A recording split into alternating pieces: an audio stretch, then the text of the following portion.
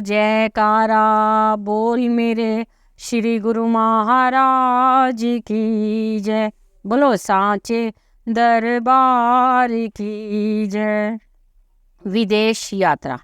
श्री तृतीय पातशाही जी के वचनों को देने रूप साकार, चले विदेशों में कर करुणा श्री पंचम सतगुरु दातार। भक्ति नाम की ध्वजा विश्व के हर कोने में लहराई है, मायाग्रस्त जीवों को राह सुख शांति की दिखलाई है। स्थान स्थान पर श्री परमहंस अद्वैत मंदिर बनवाए हैं, श्री परमहंसों की दिव्य सुषमा से सिंहासन सजाए हैं। 5 नियमों की बख्शी दौलत किया उपकार महान, युगों युगों तक महामहिमा का होगा चुकुट्ठी यशोगान। युग सम्राट भक्ति के उन्नायक महाराजा धीराज श्री श्री 108 श्री सद्गुरु दाता दयाल जी श्री परमहंस श्री पंचम पातशाही जी महाराज ने आध्यात्मिक सिंहासन पर आरूढ़ होने के कुछ वर्षों पश्चात ही विदेशों में रहने वाले गुरुमुखों की विनम्र प्रार्थना को स्वीकार कर उन्हें भक्ति व रूहानियत की दात से लाभान्वित करने के लिए वहाँ का कार्यक्रम बनाया। श्री परमहंस दाता दयाल जी श्री प्रथम पातशाही जी महाराज की मौजों के साकार रूप श्री आनंदपुर दरबार की महान कीर्ति पताका को श्री श्री 108 श्री तृतीय पातशाही जी महाराज की श्री आज्ञानुसार देश विदेश एवं सकल ब्रह्मांड में फैलाने के लिए आपने संत मंडली एवं भक्तों सहित उस ओर पग बढ़ाए। आपने सर्वप्रथम सन 1976 में पूर्वी देशों सिंगापुर, इंडोनेशिया व जकार्ता सुराबाया, मनीला, हांगकांग और बैंकॉक में कृपा फरमाई। फिर तो परमार्थ के इस सिलसिले में ने इतना विशाल रूप धारण किया कि आपने श्री परमहंस अद्वैत मत की ध्वजा को, नाम एवं भक्ति की पताका को विश्व के कोने कोने में फहरा दिया। आपके तेजोमयी ज्योतिमय मुखमंडल से निकलने वाली दिव्य रश्मियों से अज्ञानता के अंधकार में भटक रही रूहें आध्यात्मिक ज्ञान से प्रदीप्त हो उठी। संदूर देशों में रहने वाले गुरमुख प्रेमियों के अंतर्मानस मायावी चकाचौंध से दूर भक्ति की आभा से जगमगाने लगे। दूर गम की काली रात हो गई और जीवन में सुख की प्रभात हो गई। प्रेमियों के चकोर हृदय भक्ति के विधु को पाकर प्रेम की सरिता में मंजन करने लगे। आपने अथक परिश्रम द्वारा स्थान स्थान पर जाकर किस प्रकार भक्ति की अभिलाषी रूहों को माया की गिरफ्त से बचाया, सतपथ दर्शाया और प्रभु परमात्मा से एकाकार होने का ढंग सुझाया, यह एक अनबुझ पहेली है। महापुरुषों के अनंत उपकारों, अनंत लीलाओं और प्रवचनों की अनमोल निधि का वर्णन करना मानो सूर्य को दीपक दिखाना है। फिर भी तुच्छ बुद्धि से उस अनंत सिंधु के कुछ एक बिंदुओं को यहाँ संकलन करने का प्रयास किया गया है। आपने लगभग प्रत्येक वर्ष में कभी एक बार तो कभी कभी 2-3 बार विदेशों में कृपा फरमाई, जिसका विवरण आगे दिया जा रहा है। गुरुमुख जन इन दिव्य लीलाओं और प्रवचनों को, जिनका बहुत संक्षिप्त रूप में वर्णन किया गया है, हृदय गमन कर पूर्ण लाभ प्राप्त करेंगे। सन 1976 यात्रा। आनंद कंद नैनाभिराम श्री सद्गुरु दाता दयाल जी ने सन 1976 में श्री प्रयाग धाम से सर्वप्रथम पूर्वी देशों की यात्रा का कार्यक्रम बनाया। आपकी विदेश यात्रा के कार्यक्रम का शुभ समाचार श्री आनंदपुर, श्री संतनगर तथा अन्य आश्रमों तक पहुंचा तो यहाँ के गुरुमुख प्रेमियों ने हार्दिक शुभकामनाओं के उद्गार पत्रों द्वारा श्री चरणों में भेजे। श्री आनंदपुर से अन्य मंगल कामनाओं के साथ यह एक उल्लास भरी विनय श्री चरणों में पहुंची कि हमारे हृदय सम्राट श्री आनंदपुर वासी भगवान जहाँ जहाँ पर कृपा फरमाएंगे वहाँ वहाँ पर श्री आनंदपुर वासी भगवान की जय, इस जयकारे की गूंज गुंजायमान होगी। हमारे नैनाभिराम प्रभु चाहे विदेश में होंगे, परंतु हम श्री आनंदपुर वासी गुरुमुख भी साथ साथ श्री चरणों में इस जयकारे में सम्मिलित होकर मस्ती में झूमते रहेंगे।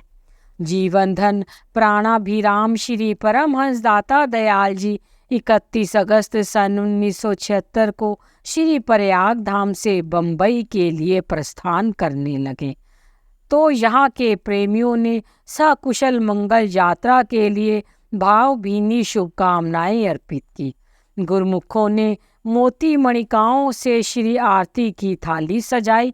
सूर्य की किरणें उसमें अपने तेज को मिलाकर आरती उतारने के लिए सम्मिलित हो गई। वह दिव्य समय और अद्भुत श्री दर्शन अलौकिक आभा को लिए हुए थे।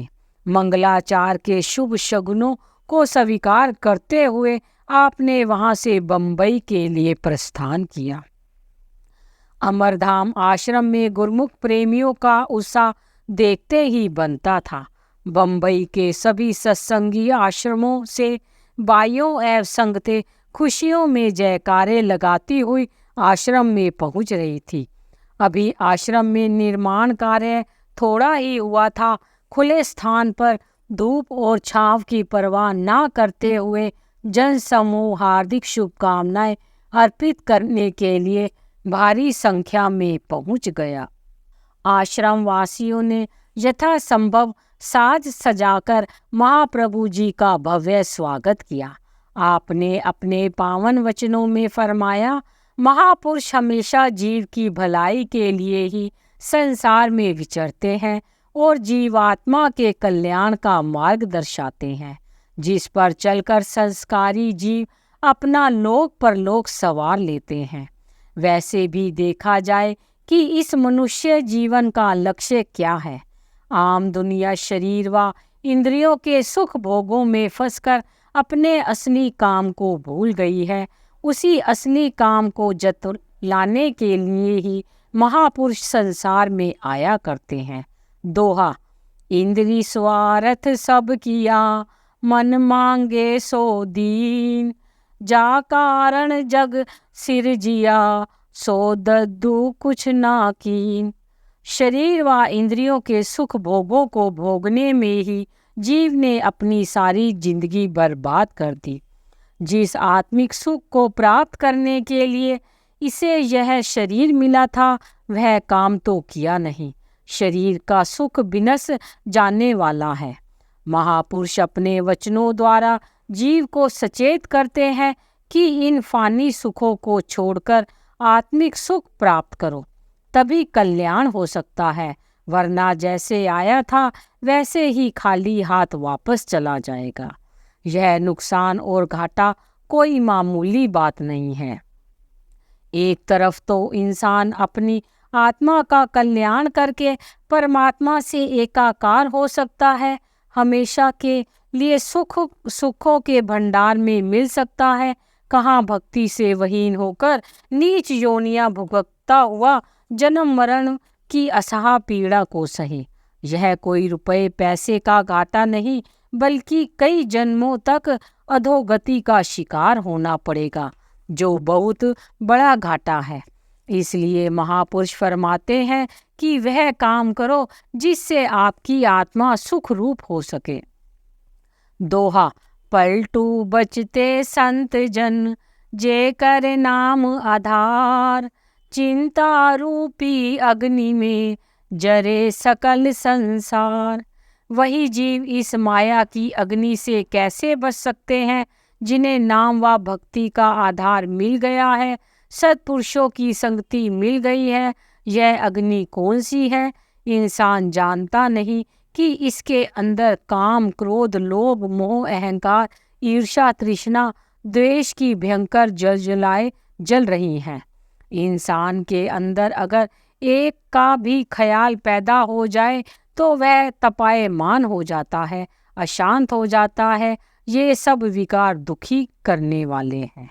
महापुरुष इन विकारों से छूटने का मार्ग सुझाते हैं। जो जीव उनके दर्शाए मार्ग पर चलता है और भक्ति के पांचों नियमों की श्रद्धा से पालना करता है, वह इन सब से मुक्त होकर मालिक से जा मिलता है और अपना लोक परलोक सवार लेता है। रात्रि समय जब यहाँ से प्रस्थान का समय आया, चांद सितारों ने मंगला आरती के बीच में अपना स्थान बनाया। जयकारों के तुमुल नाद से हर्षी हर्ष की तरंग तारंगित हो रही थी। सबकी हार्दिक शुभकामनाओं के पत्र, पुष्प एवं शगुन को स्वीकार करते हुए आपने वहां से प्रस्थान किया। बाहर से सैकड़ों की संख्या में गुरुमुख अपनी अपनी कारों में सवार होकर एयरपोर्ट पर पहुंच गए। कोई हाथ में गुलदस्ते तो कोई पुष्प मालाएं लिए दोनों ओर कतार में खड़े हो गए। श्री कार वहां पहुंची। इस अथाह प्रेम को स्वीकार करते हुए महाप्रभु जी ने सबकी ओर कृपा दृष्टि की। सबने कार में ही अपने पत्र पुष्प भेंट किए। सेवक सेवादार अंदर जाकर कार्यवाही में लगे हुए थे और यहाँ पर महाप्रभु जी मंद मंद मुस्कुराहट से प्रेम वृष्टि करते हुए सबको निहाल करते हुए अंदर पहुँचे।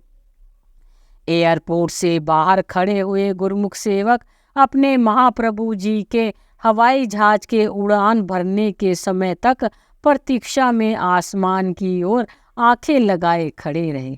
ठीक समय पर हवाई जहाज की ओर निहारते हुए नतमस्तक हो वे पुनः वहां से अपने घरों की ओर लौटने लगे। उस समय ऐसा लग रहा था जैसे सचमुच ही उन्होंने मंद मंद मुस्कुराते हुए आशीर्वाद देते हुए सबको निहाल किया। सबके मुख से लौटते समय एक जयकारे की आवाज और दूसरे happy happy journey Swami ji की धुन सुनाई दे रही थी।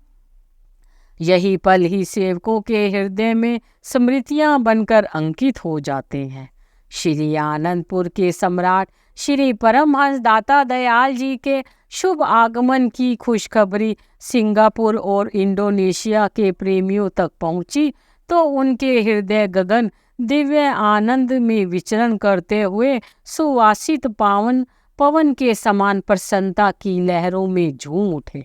इस शुभ समाचार को पाकर वहां की धरती शत शत नमन करती हुई अपनी तपस्या को फलीभूत होता देखकर मस्ती में नृत्य करने लगी। केवल पूर्वी देश के आसमान में आनंदोत्तरिक समीर का आभास नहीं हो रहा था, अपितु दसों दिशाओं में नई तरंगे उमड़ घुमड़ कर यह संदेश सुना रही थी कि अब सब और ही यह सुखद अनुभूति अवश्य होगी। वहां पर प्रकृति के कण कण में उल्लासित बहारों का सौंदर्य मुखरित होने लगा। सिंगापुर। बंबई से वायुयान भी अपने भाग्यों पर इठलाता हुआ उड़ान भरता हुआ सिंगापुर की ओर बढ़ चला।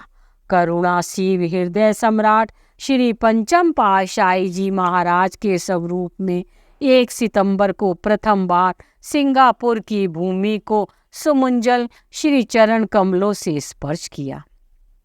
अधीरता की परीक्षा रथ गुरमुख सेवक वहां पत्र पुष्प लिए हुए खड़े थे।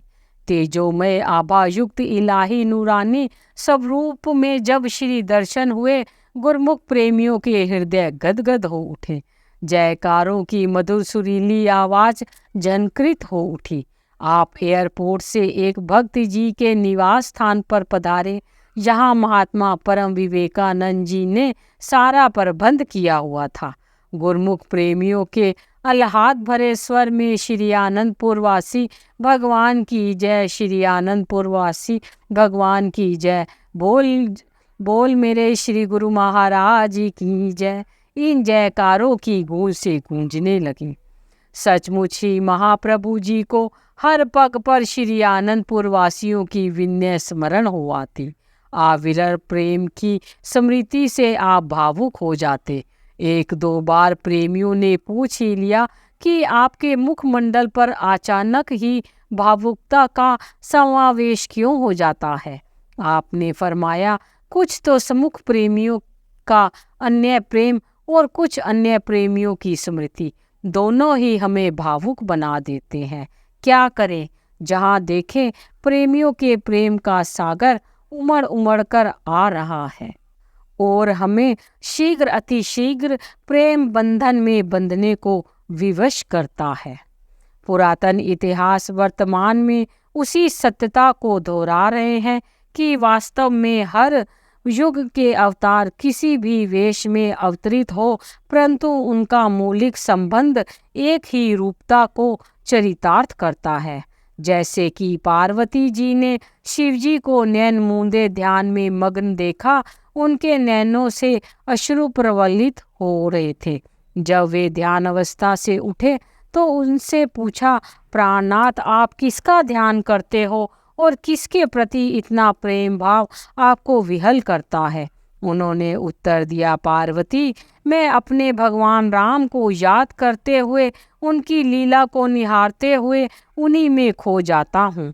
पार्वती जी ने पुण्य विनय की देव श्री राम जी कहते हैं कि आप उनके भगवान हैं और आप कहते हैं कि वे मेरे भगवान हैं।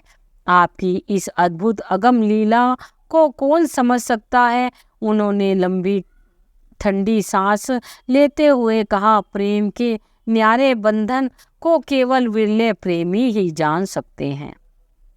आप प्रतिदिन श्री वचनों की अमृत वर्षा करते, जिसमें मंजन कर मायावी जगत में रहने वाले गुरुमुखों के मन पर स्वतः ही भक्ति का रंग चढ़ना आरंभ हो जाता।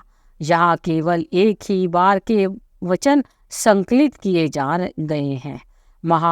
मनुष्य महापुरुषों की शरण में इसलिए आता है कि वह संसार के बंधन से मुक्त होने का अभिलाषी है। जीवात्मा को अपने मालिक से बिछुड़कर जन्म जन्मांतर से 84 लाख योनियों के चक्र में भटक रही है। उसे इस दुखद चक्र से बचाकर मालिक के साथ मिलाना है। यही वह विशेष प्रयोजन है जिसे लेकर मनुष्य सत्पुरुषों की छत्र छाया की खोज करता है, क्योंकि उनकी सहायता के बिना यह उद्देश्य पूर्ण नहीं हो सकता। जब भाग्य से उनकी शरण संगति प्राप्त हो जाए तो जीव को चाहिए कि जब तक उद्देश्य पूर्ण ना हो तब तक उनकी दृष्टि उद्देश्य से हटने ना पाए। विचार करे कि जीवात्मा क्यों 84 के चक्र में भटक रही है। इसका उत्तर संतों की वाणियों से प्राप्त होता है कि अनेक जन्म में जो मोह माया के मलिन संस्कार जीव एकत्र करता रहा है, वही जीव को बारंबार योनियों के चक्र में डाल रहे हैं तथा कामनाएं इन योनियों का बीज है। मैं मेरी के भाव ही वे श्रृंखलाएं हैं जिन्होंने मनुष्य को संसार में बांध रखा है। कामनाओं के इन बीजों को नष्ट कर देने से जीव को मुक्ति की प्राप्ति हो जाती है। महापुरुष जीव को समझाते हुए कथन करते हैं, कौन बसंतु आई तेरे संग, लपटी रहियो रसी लोभी पतंग, राम नाम जपी हृदय माही, नानक पति सेती धरी जाही। गुरुवाणी। जरा विचार करो कि जीव कौन सी वस्तु साथ लेकर आया है। इस संसार में आकर सांसारिक पदार्थों को एकत्र करने के लोभ में फंस गया है, जबकि इसे अपने हृदय में मालिक का नाम और उनकी प्रीत बरसानी चाहिए थी। ऐसा करने से अंत समय जीव मालिक के धाम में सम्मान से जाता है। यह समझ और विवेक इसे सत्पुरुषों की संगति में ही आता है।